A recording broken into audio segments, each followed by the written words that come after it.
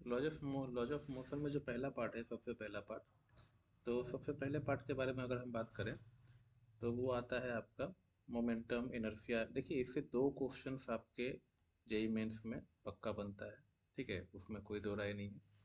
कम से कम दो क्वेश्चन इसके होते हैं, ठीक है। एक आपका नॉर्मल टेंशन वाला पार्ट से क्वेश्चन हो जाएगा, और दूसरा आपका क्वेश्चन बन जाएगा कहाँ से, तो फ्रिक्शन वाले पार्ट से।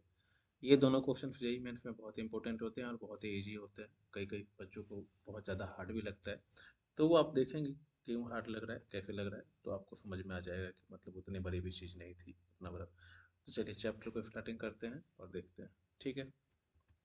लॉज ऑफ मोशन में क्या है, ठीक है, कि ये सबसे पहले तो वेलकम है आप लोगों का लॉज ऑफ मोशन में।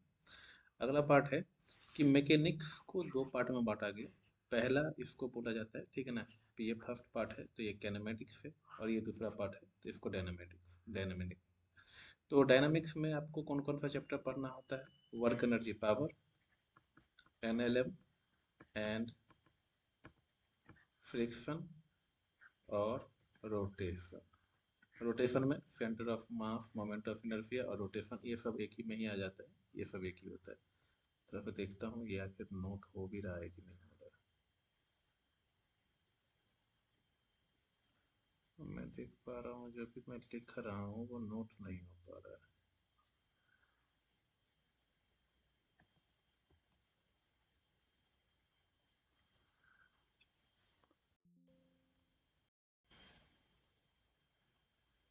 ठीक है, तो चलिए इसमें स्टार्ट करते हैं।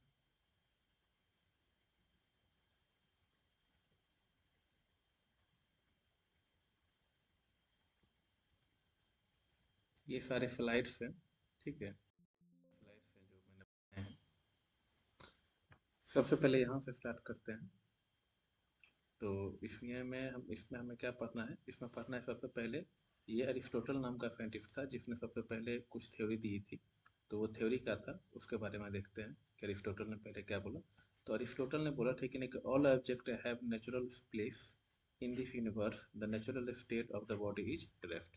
मतलब जितने भी ऑब्जेक्ट हैं उनका एक अपना प्लेस है, ठीक है ना, और वही उसका क्या कहलाता है? रेस्ट कहलाता है। फिर गैलीलियो नाम का साइंटिस्ट है, गैलीलियो ने क्या बोला कि in the absence of force. इसका स्टेटमेंट थोड़ा सा ध्यान रखने वाली बात है, जब आप एनसीईआरटी पढ़ेंगे तो एनसीईआरटी में स्पष्ट रूप से ये लिखा गया है एनसीईआरटी में कि in the absence of force moving body, जो भी मूविंग, ये मतलब पहली बार ऐसा साइंटिस्ट था जिसने कोई moving body, non moving body के बारे में बात किया था, ठीक है। तो in the absence of force, ठीक है ना, मूविंग बॉडी, ठीक है ना, moving object will continue moving, ठीक है ना। अगर कोई बॉडी मूव कर रहा है तो वो कंटिन्यूस मूविंग में ही होगा, अगर कोई बॉडी रेस्ट में है तो कंटिन्यूस रेस्ट में ही होगा। इसी के स्टेटमेंट को न्यूटन ने, इन दोनों के स्टेटमेंट को मर्ज कर दिया और न्यूटन ने अपना स्टेटमेंट दिया, ठीक है ना, जिसको Newton law, first law of motion, और उसने उसको पब्लिश किया principle of mathematica, laws of motion का बुक, ठीक है। चलिए आगे बढ़ते हैं। ये कुछ था, मतलब हिस्टोरिकल बैकग्राउंड था इन लोगों का, ठीक है। तो पढ़ना क्या है प्रिंसिपल ऑफ मैथमेटिक्स में? हमें क्या देखना है? हमें देखना है first law of motion, second law of motion और थर्ड लॉ ऑफ मोशन, ठीक है। प्रिंसिपल ऑफ मैथमेटिक्स में फर्स्ट लॉ, सेकंड लॉ और थर्ड लॉ के बारे में बात करनी होती है, ठीक है। देखिए मेनली क्या है, ठीक है, देखिए मेनली क्या है, ठीक है ना, कि आपको अगर चीज़ें समझ में आएगी, ठीक है ना, भले वो शुरुआत के मौसम में थोड़ा सा कम आए, लेकिन अगर वो चीज़ें समझ में आनी स्टार्ट हो गई, ठीक है, तो वो आपको इंटरेस्ट जगा देगा, ठीक है ना, आपको धीरे धीरे मजा आने लगेगा। चलिए, फिर क्या है, फिर हम इसमें अब कॉन्सेप्ट की तरफ आगे बढ़ते हैं। कॉन्सेप्ट में पहला कॉन्सेप्ट ये है, ठीक है, कि हम इनर्शिया के बारे में बात करते हैं कि इनर्शिया, सबसे पहला पॉइंट इसका इनर्शिया होता है। तो इनर्शिया होता क्या है? Inertia is the resistance of particle. देखिए इनर्शिया का सिंपल सा मीनिंग है, ठीक है ना, कि जो भी टू चेंज इट्स स्टेट, मतलब the rest of the resistance of particle to change its state of rest और uniform motion during straight line, ठीक है, ड्यूरिंग स्ट्रेट लाइन। कहने का मतलब क्या हुआ? इनर्शिया, प्रॉपर्टी ऑफ इनर्शिया क्या कहता है? तो प्रॉपर्टी ऑफ इनर्शिया ये कहता है कि अगर कोई भी चेंजेस हो रहा है, तो वो जो चेंजेस हुआ ना, ठीक है ना, वो किसकी वजह से हुआ, कैसे हुआ, किस कारण की वजह से हुआ, ठीक है ना। जैसे ये बहुत सारे एग्जांपल आप लोग क्लास 9 से देखते आ रहे होंगे, ठीक है, कि अगर कोई, मतलब इनर्शिया ऑफ रेस्ट क्या होता है? तो इनर्शिया ऑफ रेस्ट का मतलब क्या होता है कि अगर आप किसी गाड़ी में हैं, ठीक है, और गाड़ी में है तो अगर वो गाड़ी सडनली चलता है तो जो यहाँ पे आदमी खड़ा है, ठीक है, वो कहाँ से वो झुक जाता है, पीछे बैकवर्ड शिफ्ट हो जाता है। अगर आप देखते हैं कि रनिंग कार, अगर रनिंग कार है तो रनिंग कार अगर अचानक से रुक जाए तो आदमी कहाँ शिफ्ट हो जाता है, आगे शिफ्ट हो जाता है। अगर शार्प टर्न पे गाड़ी मुड़ती है तो अगर लेफ्टवर्ड मुड़ेगी तो एक राइटवर्ड फोर्स फील होता है, और अगर राइटवर्ड मुड़ती है तो लेफ्टवर्ड फोर्स फील होता है। तो इनर्शिया तीन टाइप के होते हैं। कौन कौन सा होता है? तो inertia of rest, inertia of motion और इनर्शिया ऑफ डायरेक्शन। पहला इनर्शिया क्या होता है? तो पहला होता है रेस्ट का। रेस्ट का मतलब क्या है कि जैसे मतलब मान लीजिए कि आप किसी बस में बैठे हैं और बस वाले ने अचानक से बस को स्टार्ट कर दिया, तो आपको क्या फील होता है कि हमारी जो बॉडी है वो हमारी बॉडी क्या है, पीछे की तरफ बेंड हो गई। देखिए इसमें अगर सही तरीके से बनाया जाए, समझाया जाए, तो ये है आपका बॉडी, ठीक है, ये है आपका बॉडी। आप बस पे सीट पे बैठे हुए थे, यहाँ पे है कहीं हमारा सेंटर ऑफ मास, यहाँ पे हमारा कहीं सेंटर ऑफ मास डिपेंड करता है। तो क्या होता है, ठीक ना, कि हाफ पार्ट तो मोशन में होता है और हाफ पार्ट रेस्ट पे चला जाता है, तो इसलिए हम पीछे की तरफ बैकवर्ड शिफ्ट हो जाते हैं। सेम कंडीशन जब मोशन में होता है तो इनर्शिया मोशन में क्या होता है कि initial state of body is in motion, लेकिन the body resist comes to stop, लेकिन initial state of the motion में है, लेकिन अचानक से जब ब्रेक लगती है, ठीक है ना, तो हमारे बॉडी को रेस्ट में आने में थोड़ा सा टाइम लगता है, जिसकी वजह से हम क्या होते हैं, आगे की तरफ बेंड हो जाते हैं। नेक्स्ट है inertia of direction. Inertia of direction क्या है? The body resist change in its direction. जैसे मतलब अगर आप किसी मोड़ पे, अगर आप इस चीज को कभी फील किए होंगे, तो अगर आप मोड़ पे कभी राइटवर्ड टर्न ले, ठीक है ना, तो आपको लेफ्टवर्ड एक एक्स्ट्रा फोर्स फील होता है, और अगर आप लेफ्टवर्ड टर्न लेते हैं तो आपको राइटवर्ड एक फील एक्स्ट्रा फोर्स फील होता है, ठीक है। तो ऐसा नहीं है, ठीक है ना, कि मतलब उस टाइम पे क्या होता है कि कार में अचानक से मंजुलिका आ गई, ठीक है, कोई नहीं आता, अमी जी तुम्हारा कुछ नहीं होता है, ठीक है। तो ये शायद में समझ में आया होगा आपको, ठीक है। ये inertia of rest, inertia of motion और इनर्शिया ऑफ डायरेक्शन, ये तीन चीज़ें बहुत इंपॉर्टेंट है खास करके बोर्ड के लिए, लेकिन हम जेई नीट के लिए देख रहे हैं, हमारा बोर्ड भी पर्पस है, लेकिन हमारा मेन पर्पस क्योंकि फर्स्ट हमारा जेई है, देन हमारा नीट बोर्ड है, ठीक है। चलिए आगे बढ़ते हैं, ठीक है।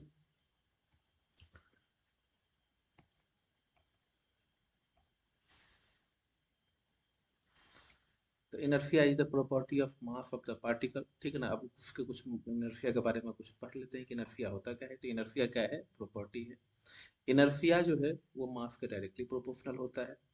For rotational motion it is not depends on mass but also the distance of the axis of the rotation. This parameter is called moment of inertia.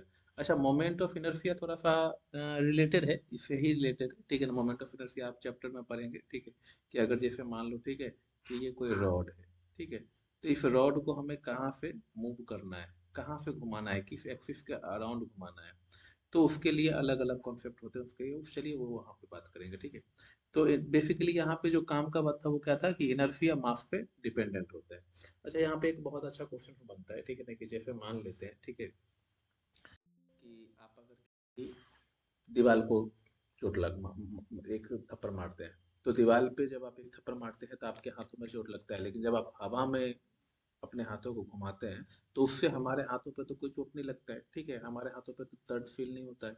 तो क्यों नहीं होता है? क्योंकि हवा का मास बहुत नेग्लिजिबल है। मना नहीं कर रहे हैं हम, नहीं है, है, लेकिन बहुत नेग्लिजिबल है। लेकिन वॉल का मास है, तो उस मास पे जब हम एक मास को दूसरे मास से टकराते हैं, तो जितना इनर्शिया हमारे हाथों पर जनरेट होता है, उसकी वजह से हमें फील होता है कि हमारे हाथों पे किसी ने चोट लगाया, हमारे हाथों पे दर्द महसूस होता है। लेकिन हवा में ये चीज़ें फील नहीं होती, क्योंकि हवा का मास बहुत नेग्लिजिबल है, बहुत ना के बराबर है। ये चीज़ आप करके देखिए, खुद कभी करके देखेंगे तो आपको ज़्यादा महसूस होगा, ठीक है। क्योंकि मतलब क्या होता है कि जब हवा में हम हाथ लगाते हैं, ठीक है, तो हवा में हाथ लगाने के बाद क्या होता है, ठीक है ना, कि हमें फील ही नहीं होता, क्योंकि हवा का मास तो है ही नहीं, नेग्लिजिबल है। लेकिन दीवार पे अगर आप ठोकते हैं तो दीवार पे मारने के बाद हमें बहुत बहुत फील होता है, ठीक है ना, जितनी जोर से आप मारेंगे आपको उतनी जोर से चोट लगेगा, उतना ज़्यादा दर्द महसूस होता है, ठीक है। तो ये इनर्सी ऑफ की वजह से ही होता है, इनर्सी ऑफ मास की वजह से ही होता है, इसमें इनर्सी ऑफ मास का ही पूरा पूरा रोल है, ठीक है। नेक्स्ट है first law of motion. First law of motion क्या कहता है कि every body will remain at rest और uniform motion in a straight line until and unless compelled to change its state by action of net external force। कहने का मतलब है simple और साफ शब्दों में कि अगर कोई बॉडी रेस्ट में है, ठीक है, अगर कोई बॉडी कहाँ पे है, अगर कोई बॉडी रेस्ट में है, ठीक है, तो अगर कोई बॉडी रेस्ट में है तो वो रेस्ट में ही रहेगा, और अगर कोई बॉडी मोशन में है तो वो मोशन में ही रहेगा। कब तक? जब तक कि उस पर कोई एक्स्ट्रा फोर्स काम ना करे। चलिए देसी भाषा में समझाने की कोशिश करते हैं। आपने बाइसिकल चलाई है, तो बाइसिकल में क्या होता है, ठीक है ना, कि अगर बाइसिकल अगर रखी हुई है तो आपने उसको एक्स्ट्रा फोर्स दिया ना, पैडल लगाया, पैडल मारा, तब जाके बाइसिकल चलना स्टार्ट हुआ। अब एक बार पैडल मार रहे हैं, जब बाइसिकल चलना स्टार्ट हो चुका है, बहुत अच्छे तरीके से आप चल रहे हैं, सडनली रोकना हो गया, तो सडनली रोकना हो गया तो एक्सटर्नल वर्क हम क्या करते हैं, ब्रेक लगाते हैं। तो जब हमने रेस्ट से मोशन में लेके गए थे तब भी हम एक्स्ट्रा वर्क किए थे उस पर। क्या किया था? पैडलिंग करना स्टार्ट किया था, वो एक्स्ट्रा वर्क था। जब वो मोशन में था, अब मोशन से हम उसको रेस्ट में लेके गए तब भी हम एक्स्ट्रा वर्क कर रहे हैं। क्या कर रहे हैं? पैडल तो बंद किया ही, वो तो अपने एनर्जी बचानी जरूरी है, लेकिन साथ में क्या किया, तो ब्रेक अप्लाई किया। अगर ब्रेक अप्लाई किया तो ब्रेक ने क्या किया, उस पर फ्रिक्शन लगाया, एक्स्ट्रा वर्क किया और जबरदस्ती उसको रोकने की कोशिश की, और यहाँ तक कि कोशिश ही नहीं की बल्कि उसको रोका, क्योंकि अगर नहीं रुकेगा तो आपका ब्रेक फेल है, ठीक है, फिर ब्रेक ठीक करानी पड़ेगी। चलिए, तो ये एक्सटर्नल वर्क आपको समझ में आया होगा, एक्सटर्नल वर्क क्या होता है, ठीक है। तो ये न्यूटन लॉ ऑफ फर्स्ट का स्टेटमेंट था। अब देखते हैं न्यूटन लॉ ऑफ फर्स्ट से फोर्स के बारे में देखते हैं कि फोर्स क्या होता है। पुश और पुल, पुश और पुल क्या होता है? पुश और पुल डेट चेंज और tends to change the state of motion. मतलब या तो ये स्टेट चेंज कर दे या तो ये चेंज करने की कोशिश करे, ठीक है, उसको हम क्या कहते हैं, फोर्स कहते हैं। भैया सिंपल सी बात है, बल एक भौतिक राशि है जो किसी वस्तु के परिस्थिति में या तो चेंज करती है या चेंज करने की कोशिश करती है। इसको समझाने का एक सिंपल सा तरीका है कि जैसे मान लेते हैं, हाँ ये है ना, ठीक है ना, ये देखिए, ठीक है, ये कार को धक्का देने की कोशिश कर रहा है। अच्छा, ये पुश और पुल अलग चीज, वो फिर मतलब अलग कॉन्सेप्ट हो जाता है। मान लेते हैं कि इसको यहाँ से मूव करने के लिए 100 न्यूटन की जरूरत है। 100 न्यूटन, न्यूटन क्या होता है? तो भैया न्यूटन जो है वो फोर्स का ऐसा यूनिट है। न्यूटन ने ही इस चैप्टर को खोजा तो अपने नाम पे रख दिया, स्वार्थी इंसान, ठीक है। तो फोर्स का ऐसा यूनिट क्या है? न्यूटन है। बाकी फिजिक्स वगैरह सब में भी है, ठीक है ना, फिजिक्स में क्या हो जाता है, तो फिजिक्स में हो जाता है डाइन। बाकी फिर न्यूटन को, डाइन को न्यूटन में चेंज भी कर लेते हैं, ठीक है ना, लेकिन आज नहीं करेंगे, रात का मौसम, ठीक है। तो a force tends to change the state of motion, ठीक है। तो पुश और पुल को जनरली हम क्या कहते हैं, फोर्स के नाम से जानते हैं। फोर्स करता क्या है? तो ये सब थोड़ा सा पढ़ने की चीजें हैं, ठीक है ना। Can change direction of motion, ये मोशन को चेंज कर देता है, ठीक है ना। ऑफ बॉडी, स्पीड को चेंज कर देता है, शेप और साइज को चेंज कर देता है। तो बेसिकली ये पहला पॉइंट हो गया, ये दूसरा पॉइंट हो गया, स्पीड को चेंज कर देता है, और तीसरा पॉइंट हो गया शेप और साइज को चेंज कर देता है। ये बोर्ड में भी आ जाता है कभी कभी, ठीक है, बोर्ड में भी आ जाता है, ठीक है ना, कि फोर्स क्या क्या कर सकता है। तो भैया फोर्स पहले मोशन को चेंज कर सकता है, डायरेक्शन ऑफ मोशन को बदल सकता है। बहुत सारे एग्जांपल है, जैसे मान लेते हैं कि कोई बॉल आ रहा है, ये आप क्रिकेट वगैरह सब में देखते होंगे आप, ठीक है ना, कि बॉल बॉलर ने किसी और स्पीड से फेंका और बैट्समैन ने क्या किया, ठीक है, बैट्समैन ने अपने हिट किया उसको, तो बैट्समैन ने फोर्स लगाया ना, फोर्स लगा के उसका डायरेक्शन बदल दिया। फिर स्पीड के बारे में बात हो गई, ठीक है ना, डायरेक्शन ऑफ मोशन चेंज हो गया, स्पीड, ठीक है ना, स्पीड वही, फिर वही एग्जांपल हो गया स्पीड का भी, ठीक है ना। जैसे फुटबॉल हो गया, वॉलीबॉल हो गया, क्रिकेट का बॉल हो गया, तो उसको फोर्स लगाने के बाद उसका डायरेक्शन भी चेंज कर देते हैं और स्पीड भी चेंज कर देते हैं। और शेप और साइज बॉडी, ठीक है ना। मान लेते हैं कि उधर से प्लास्टिक का बॉल नहीं था, मान लेते हैं कांच का बॉल फेंका, तो विराट कोहली ने उसको जो है ना चकनाचूर कर दिया, हो गया, शेप और साइज का भी चेंज हो गया, ठीक है ना। तो बहुत सारे एग्जाम्पल है। फोर्स का है, वेक्टर क्वांटिटी है, यूनिट और डायमेंशन में आप लोग ऑलरेडी पढ़ चुके होंगे, ठीक है। It has magnitude and direction, अच्छा भैया वेक्टर है तो मैग्नीट्यूड डायरेक्शन तो होगा ही ना, नया बात तो है नहीं कोई, ठीक है। सिंपल का है, सिंबल का है इसका एफ, और एफ यूनिट में क्या कहते हैं, न्यूटन कहते हैं। तो ये एफ यूनिट में क्या हो जाता है, न्यूटन होता है।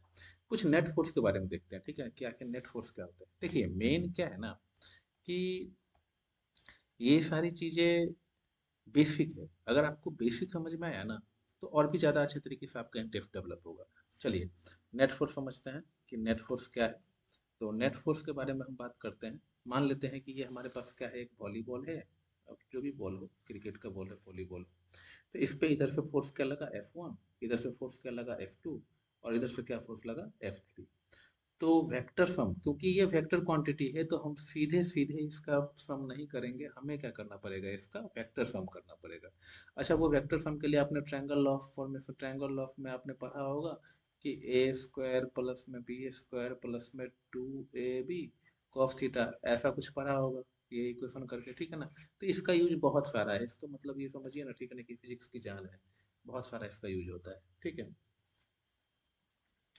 चाय, एक कप चाय लागे, the vector sum of vector of the body represent the net force of the system। तो ये ना वही एफ नेट ही लिखा हुआ है, लेकिन वो लिखने वाले ना थोड़ा सा ना वो सूखा नफा करके लिखा था, तो वो सही तरीके से लिख नहीं पाया। तो एफ नेट इक्वल टू में कितना हो जाएगा, यहाँ पे कितना फोर्स लग रहा है, तो पहला F1 वेक्टर, दूसरा F2 वेक्टर, तीसरा F3 वेक्टर, जितना भी फोर्स जिस बॉडी पे लगेगा ना, उसका हम वेक्टर हम क्या करेंगे, वेक्टर सम कर देंगे, ठीक है।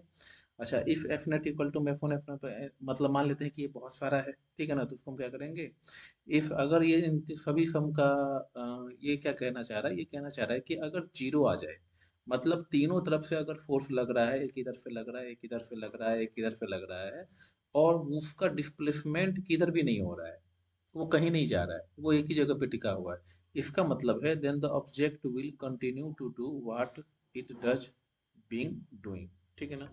क्या मतलब हुआ, ठीक है ना, कि then the object will continue, जो ऑब्जेक्ट कर रहा था वो वही करता रहेगा, what is had be done, ठीक है ना, मतलब वो जिस स्टेट में था पहले, सिंपल सी बातों में समझो ना भाई, ठीक है ना, जो वो पहले से कर रहा था वो वही करता रहेगा।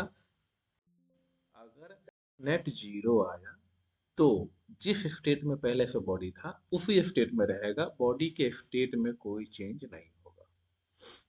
मैं इसको एक और एग्जांपल से समझा सकता हूँ, देखिए, हमारे पास एक्स्ट्रा स्लाइड नहीं है तो मैं इसी पे समझाऊंगा, ठीक है। जैसे मान लेते हैं कि ये क्या है, ठीक है, समुद्र मंथन करते हैं हम, ठीक है ना, बहुत अच्छे तरीके से आपको पता है, ठीक है ना, कि ये अ, कौन था, बासुकी था, ठीक है, ये बासुकी है, ठीक है ना, पुपकार रहा है, तो इधर से दो लोग उसको पकड़ के खींच रहे हैं, और इधर से दो लोग उसको पकड़ के खींच रहे हैं, ठीक है। तो ये समुद्र मंथन हो रहा है, घिसाई हो रही है अच्छे तरीके से, सोना चांदी जेवरात निकल रहे हैं।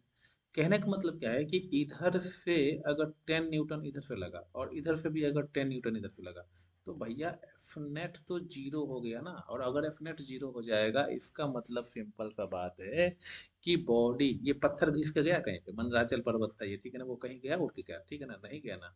तो इसका मतलब है कि एफ नेट अगर जीरो है, तो इसका मतलब है वो वही रहेगा, समझे कि नहीं। अगर एफ नेट जीरो है, तो इसका मतलब है कि उसके पोजीशन में कोई सा भी चेंज नहीं आया, वो ऑलरेडी वहीं पे है और वहीं पे रहेगा और हमेशा रहेगा, ठीक है ना।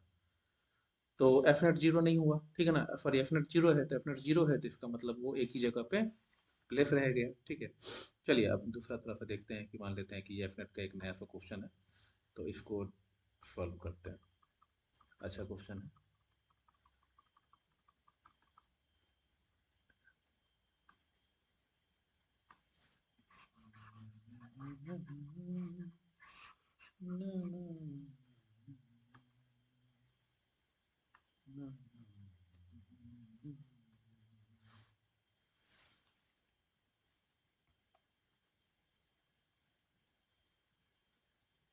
तो भैया, हाँ, देखिए, find the net force acting on the system, the body was at rest before application of force, what will be its state because of the net force acting on it। तो सिंपल भाषा में क्या कह रहा है कि ये एक बॉडी है, इस बॉडी पे 5 न्यूटन का फोर्स इधर से लग रहा है, और 12 न्यूटन का फोर्स इधर से लग रहा है। तो एफ नेट बताइए कि एफ नेट कितना होगा, ठीक है। तो मैंने इसको अच्छे तरीके से रिप्रेजेंट किया है कि 12 न्यूटन का फोर्स इधर से लग रहा होगा, और 5 न्यूटन का फोर्स इधर से लग रहा है, देख रहे हैं आप, 5 न्यूटन इधर से लगा, 12 न्यूटन इधर से लगा। तो अगर इन दोनों को बनाएंगे तो क्या एक राइट एंगल बना, और राइट एंगल अगर ये बन जाएगा तो यहाँ से हम इसको रिजल्टेंट निकालेंगे, ठीक है ना। ये आप रिजल्टेंट आप लोगों ने ट्रायंगल ऑफ एडिशन में देखा होगा, ठीक है। तो एफ नेट कितना बना, F net F1 vector plus में F2 वेक्टर। तो इसको हम दोनों तरीके से कर सकते हैं, ठीक है ना। हालांकि इसने पैथागोरस लगा के किया है, ठीक है ना। यहाँ पे पैथागोरस का भी यूज कर सकते हैं, मैं उसको लगा कर भी अभी बताऊंगा आपको, ठीक है ना। तो AC स्क्वायर इक्वल टू कितना, AB स्क्वायर प्लस में BC स्क्वायर, तो AC स्क्वायर इक्वल टू 12 का स्क्वायर प्लस में 5 का स्क्वायर। तो AC स्क्वायर इक्वल टू में कितना हो जाएगा, ये 116 है ना। 116 कितना का स्क्वायर रूट होता है आजकल, तो 13 का होता है, सबको पता होगा, ठीक है। चलिए मैं वेक्टर लॉस करके दिखाता हूँ आपको, ठीक है। अगर मेरे पास A इक्वल टू में 12 है और B इक्वल टू में 5 है, तो रिजल्टेंट इक्वल टू में फॉर्मूला क्या होता है, ए स्क्वायर प्लस में बी स्क्वायर प्लस में 2AB कॉस थीटा। अच्छा ठीक है, ए कितना है, तो ए को हमने लिया है 12, बी कितना है, तो बी को हमने लिया है 5, प्लस में 2 इंटू में 5 इंटू में 12 कॉस 90। और कॉस 90 पूरी दुनिया को पता है कि ये जीरो होता है, तो इसका मतलब ये है कि 12 का स्क्वायर हो गया अंदर, और अंदर 5 का स्क्वायर हो गया। अब प्लस में जीरो के जुड़ने से ना जुड़ने से कोई फर्क नहीं पड़ता किसी को, ठीक है। तो इसका मतलब है कि 144 प्लस में 25, इसका मतलब ये कितना हो गया 169 अंडर रूट, और 169 कितना होता है 13 होता है। ये मुझे लगता है सबको समझ में आया होगा। तो net force acting on the object hand it move the direction of the net force. तो ये नेट फोर्स जीरो हुआ क्या, नहीं हुआ ना, जीरो फोर्स जीरो नहीं हुआ। अगर नेट फोर्स जीरो तो इसका मतलब है कि बॉडी ऐसे नेट फोर्स के डायरेक्शन में मूव करेगी। फंडामेंटल फोर्स ऑफ नेचर में, नेचर में कौन कौन से टाइप के फंडामेंटल फोर्स, ठीक है ना। तो पहला है आपका ग्रेविटेशनल फोर्स, दूसरा है आपका स्ट्रॉन्ग न्यूक्लियर फोर्स, तीसरा है इलेक्ट्रोमैग्नेटिक फोर्स, और चौथा है वीक न्यूक्लियर फोर्स, ठीक है। तो फंडामेंटल फोर्स ऑफ नेचर के बारे में सबसे ज़्यादा जो स्ट्रॉन्गेस्ट फोर्स है, ठीक है ना, उसको वो ग्रेविटेशनल फोर्स ही बोला जाता है, क्योंकि ये बहुत लॉन्ग रेंज फोर्स है, बहुत ही ज़्यादा लॉन्ग रेंज फोर्स है। और सबसे ज़्यादा जो मतलब देखा जाए तो सबसे ज़्यादा वीकेस्ट फोर्स ग्रेविटेशनल फोर्स होता है, ठीक है। ग्रेविटेशनल, मैंने स्ट्रॉन्ग बोल दिया क्या, माफ कीजिएगा, ठीक है। पता नहीं क्या क्या बोल रहा हूँ आज। तो ग्रेविटेशनल जो होता है, ठीक है, वो सबसे ज़्यादा जो है ना, ग्रेविटेशनल क्या होता है, सबसे ज़्यादा वीकेस्ट फोर्स इन नेचर है, ठीक है। हाँ मतलब वो भी है, ठीक है। स्ट्रॉन्ग न्यूक्लियर सबसे ज़्यादा स्ट्रॉन्ग है। ये कुछ चार टाइप के आपके फोर्स है, ठीक है। फोर्स, अब फोर्स को भी डिवाइड करते हैं, ठीक है ना, कि फोर्स होता क्या है। के फोर्स होते हैं, एक होता है कांटेक्ट, दूसरा होता है नॉन कांटेक्ट। कांटेक्ट फोर्स वो होता है, जैसे मान लेते हैं, ठीक है ना, कि अगर मैं इसको तोड़ना चाहूँ, तो मैंने क्या किया, इस पेन पे हथौड़े से एक हथौड़ा कस कर दिया, इसके चकनाचूर कर दिया, ठीक है। तो इसको कहते हैं कांटेक्ट फोर्स। कई बार क्या होता है कि हम हथौड़ा नहीं मारते, समझ रहे हैं ना, ठीक है, आंखों ही आंखों में सारा काम होता है, ठीक है। तो उसको कहते हैं नॉन कांटेक्ट, मतलब छुआ नहीं लेकिन हो रहा है सब कुछ, ज़्यादा फील कर रहे होंगे आप, ठीक है। तो कांटेक्ट फोर्स वो होता है, जैसे मान लेते हैं कि ए और बी के बीच में कांटेक्ट है ना, देख रहे हैं ना भाई, ठीक है, ये कांटेक्ट है, तो इसको कांटेक्ट फोर्स कहते हैं।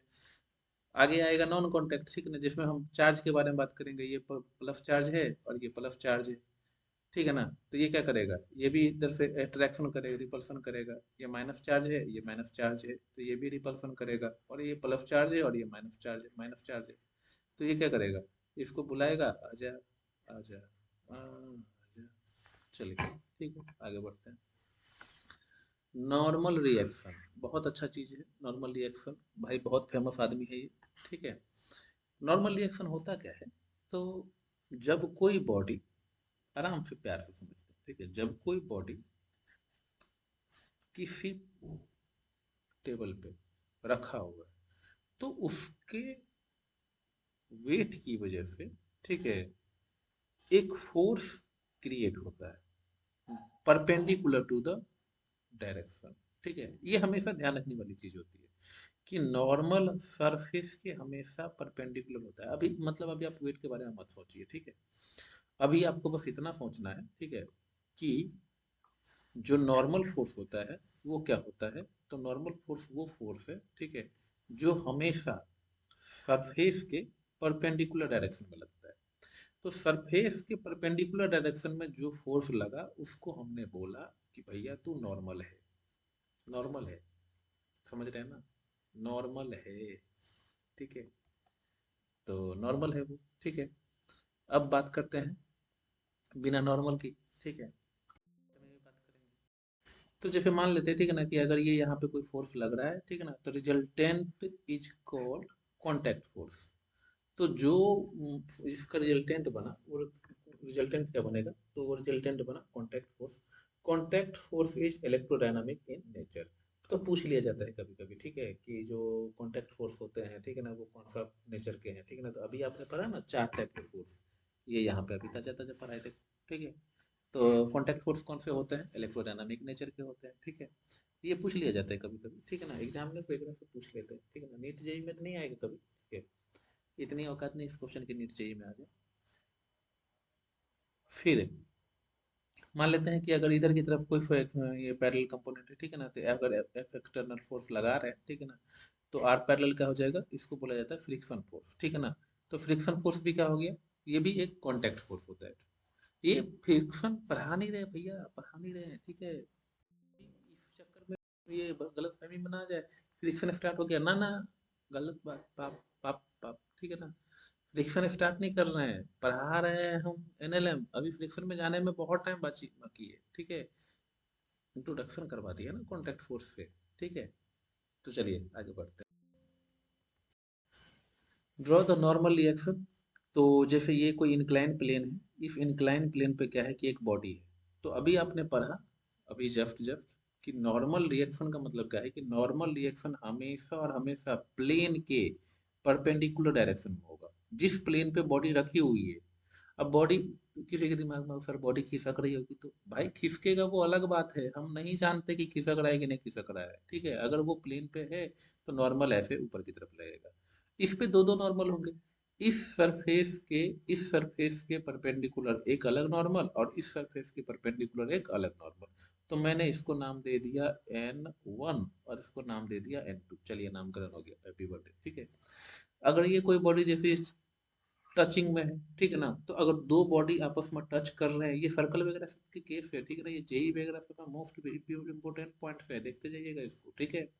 ये इंक्लाइन प्लेन का केस, ठीक है ना, ये सब पूछेंगे आगे चल के, बहुत अच्छे अच्छे क्वेश्चन हम बनाएंगे इस पे। तो जब दो सर्कल से एक दूसरे के साथ टच में रहते हैं तो ऐसा नॉर्मली एक ड्रॉ होता है उनका, ठीक है। जो ये आप पढ़ रहे हैं ना, 1.5 पे तो आपको समझ में आने वाला है, ठीक है। तो 1.5 पे नहीं चलाए, और अगर आप पहले से पढ़े हुए हैं तो ही इतने स्पीड में समझ में आ पाएगा। अगर आपको लगेगा कि आप पहले से नहीं पढ़े हुए हैं, ठीक है ना, तो इतने स्पीड में समझ में आने वाला है नहीं। तो आप मुझे बताएं, थोड़ा कमेंट कर दें, मैं दूसरा जो बैच चलता है उसमें आपको ऐड कर दूंगा, जिसमें बहुत आराम से प्यार प्यार से स्लो स्लो से पढ़ाते हैं, ठीक है। फिर भी सिलेबस खत्म हो जाएगा अपना, टेंशन लेने की बात नहीं, क्योंकि जिस स्पीड से हम पढ़ा रहे हैं दिसंबर के लास्ट तक पूरा सिलेबस खत्म है। देन उसके बाद फिर से अगेन री स्टार्ट कर देंगे इसको, ठीक है। तो टेंशन, वही टेंशन जो दिमाग में आता है लोगों के, टेंशन से दिमाग खराब रहता है, वही वही वही टेंशन, ठीक है। चलिए, द रेसिस्टेंस ऑफ स्प्रिंग। ये भाई क्या कर रहा है इसके बारे में बताता हूँ थोड़ा सा। ये भाई ये कर रहा है कि जैसे मान लेते हैं कि एक रस्सी है, ठीक है। चलिए आपको प्रैक्टिकली करके दिखाते हैं। ये एक मास है, और इसमें ना एक रस्सी हमने बांध दिया। रस्सी जानते हैं, ठीक है ना, जानते होंगे आप लोग, नहीं जानते हैं तो जान लीजिए। रस्सी है ये, ठीक है ना। इस रस्सी को हमने अभी कहीं हैंग नहीं किया, तो इस मास में लगाया एम मास में, और इस रस्सी को जमीन पे छोड़ दिया, तो ऐसे ही कभी फिकुरी कभी फिकुरी कभी फिकुरी, ठीक है ना, ऐसे नागिन डांस की तरह जो है ना बैठा रहेगा। लेकिन अगर इस रस्सी को हम किसी ऐसी जगह से, ठीक है ना, घर में हुक से, ठीक है ना, टांग दे, तो जैसे ही हम रस्सी को हुक से टांग देते हैं, तो टांगने के बाद आप देखेंगे ये रस्सी एकदम सीधा हो जाता है, ठीक है। तो ये जो सीधा हुआ ना, वो किसकी वजह से हुआ है, टेंशन की वजह से। और टेंशन क्या होता है, फोर्स होता है। तो इस फोर्स को हम नाम देते हैं टेंशन, जो कहाँ डेवलप हुआ, इस रस्सी में डेवलप हुआ। तो क्या टेंशन हमेशा रस्सी में ही डेवलप होता है, हाँ बिल्कुल। वो रस्सी कभी कभी ढीली भी हो सकती है, रॉड में भी हो सकता है, ठीक है। अगर यहाँ पे हम रॉड डाल देते, तो यहाँ पे बोल आप बच्चों के दिमाग में आता है, ठीक है ना, कि सर यहाँ पे हम मास में अगर रॉड डाल देते तो रॉड तो नीचे नहीं जाता है, नहीं जाता है ना, ठीक है ना, वो मुझे भी पता है इंटरमोलिकुलर फोर्सेस की वजह से नहीं जाता है। ठीक है, तो उसके आपस में बॉन्ड ऐसी है, ठीक है ना, कि नहीं जाता है। लेकिन अगर आप उसको ऊपर टांग देंगे तो इस रॉड का भी टेंशन थोड़ा सा बढ़ जाता है, ठीक है। तो ये क्या है, the resistance of a string of A rope against any change in its original composition is called tension tensile force, जिसको हम क्या कहते हैं, टेंशन फोर्स कहते हैं, ठीक है ना। तो वो क्या करता है, उसको ऑब्जेक्ट को रोकता है। जैसे आप इसके बारे में देख सकते हैं, ये भाई क्या कर रहा है, ये भाई कर रहा है, ठीक है ना, कि पहले इस दीवार को खींचने की कोशिश कर रहा है, जो कि इसके बाप से में कभी नहीं हो पाएगा, ठीक है।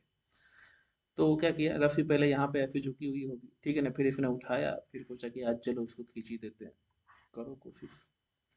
Tension always act away from the tie and, ठीक है ना। तो टेंशन हमेशा कहाँ पे एक्ट होता है, जैसे यहाँ पे ये फोर्स लगा रहा है ना, तो यहाँ पे टेंशन एक्ट हो रहा है, ठीक है ना। तो टेंशन ऑलवेज एक्ट अवे, ठीक है ना, ये हमेशा अवे की तरफ ही एक्ट होता है, ठीक है ना। जैसे ये इस तरफ और ये इस तरफ, ठीक है ना, ये इस तरफ, ठीक है। Tension is always pulling in nature. Tension क्या होता है, हमेशा नेचर में पुलिंग होता है। पुलिंग, पुशिंग, पुलिंग आप लोग जानते होंगे, ठीक है।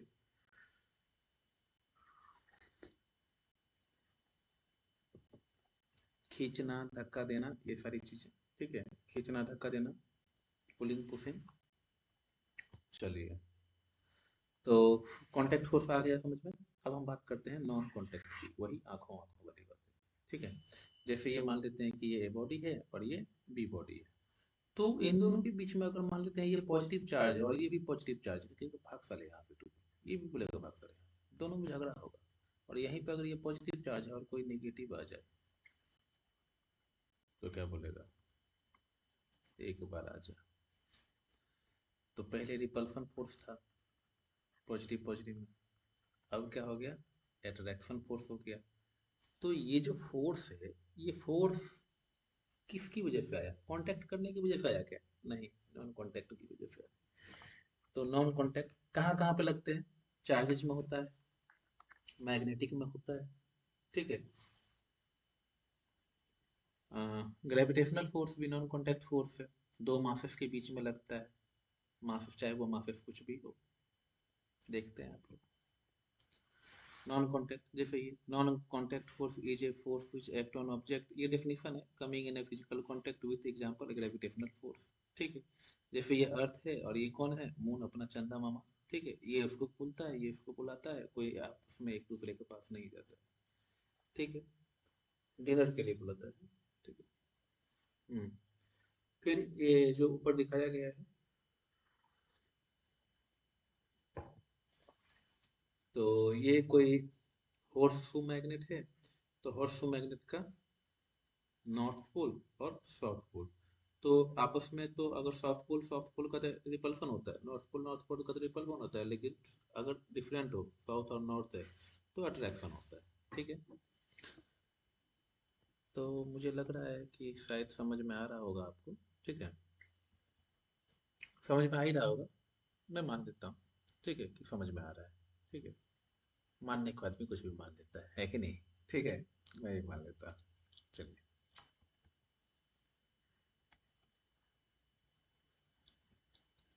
फिर वेट, वेट वो WAIT वेट नहीं है, इंतजार करने वाला वेट नहीं है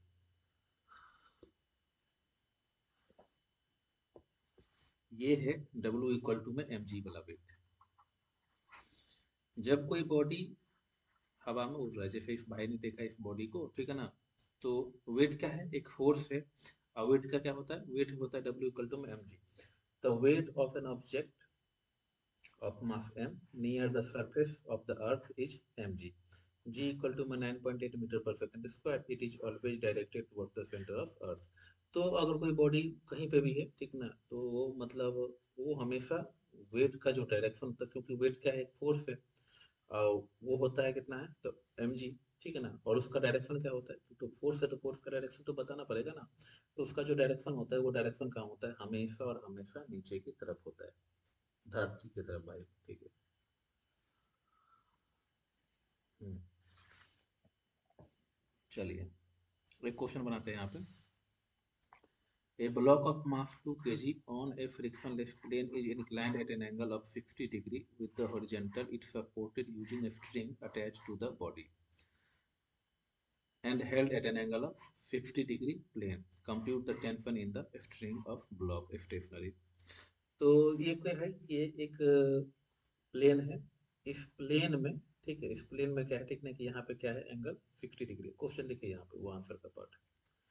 तो 60 डिग्री है और 2 kg का ब्लॉक इस पे रखा हुआ है। तो सबसे पहले हम क्या करेंगे, सबसे पहले हम क्वेश्चंस में नॉर्मल ड्रॉ करेंगे। तो नॉर्मल ड्रॉ कर दिया, ठीक है। अब ये जो सीधे नीचे गया, ठीक है ना, इसको हम बोलेंगे mg, इसको बोलते हैं mg, ठीक है। Sorry sorry sorry sorry sorry sorry sorry.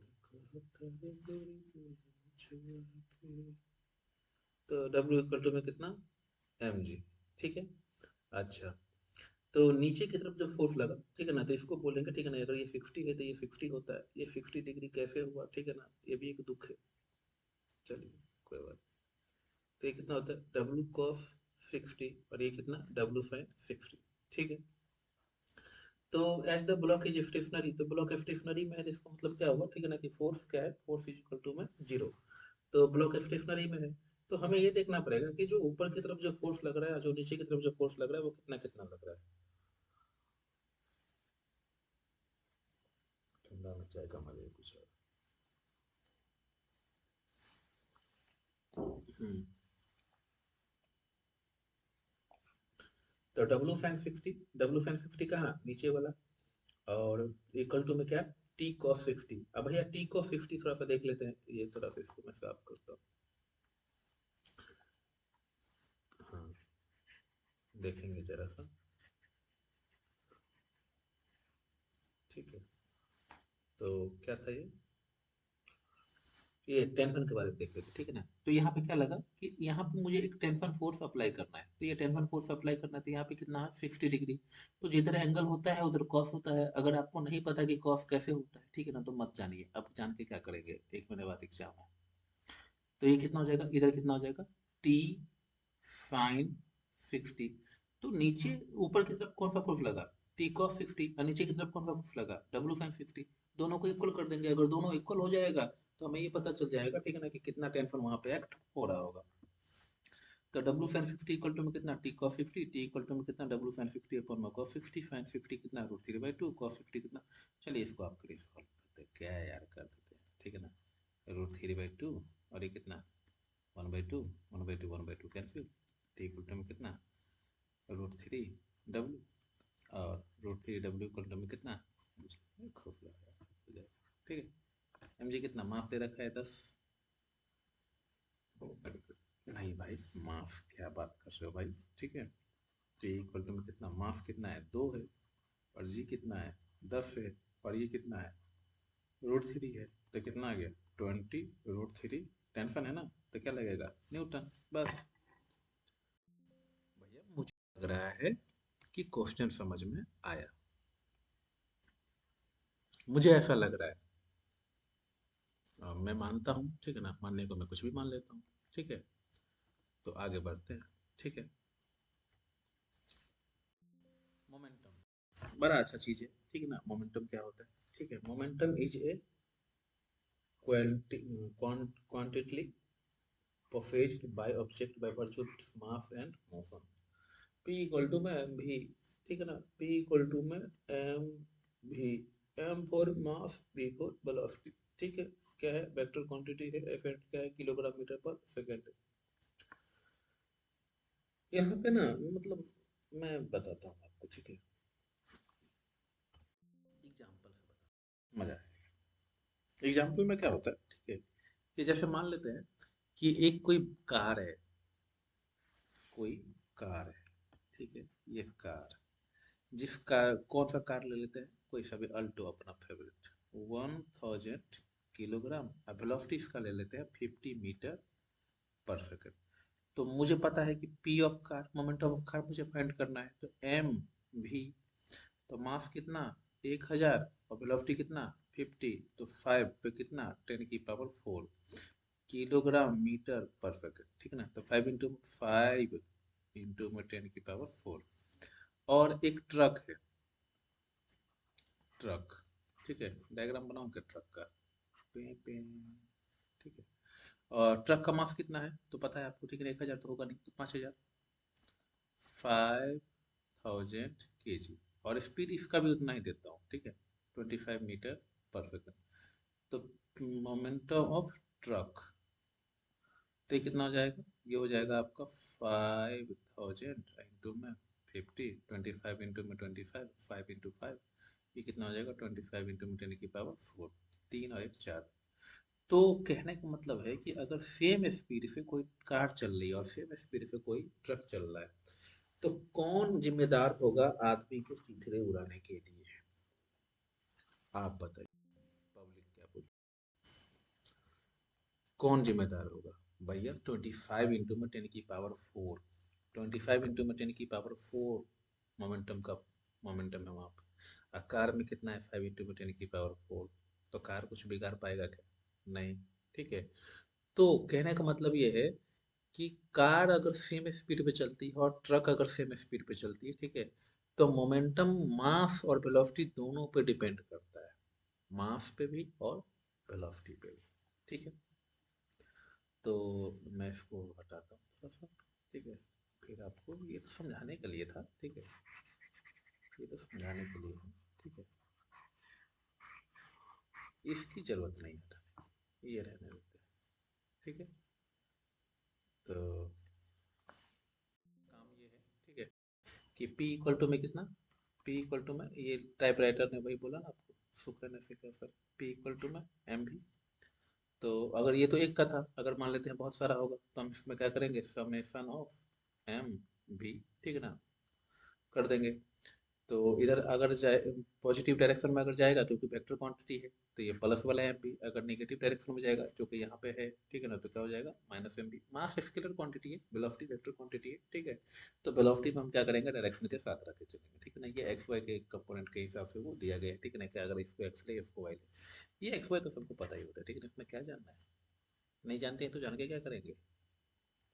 चलिए, ठीक है, एक न्यूमेरिकल है, two bodies having mass 6 kg or 9 kg are said to have equal momentum while its motion.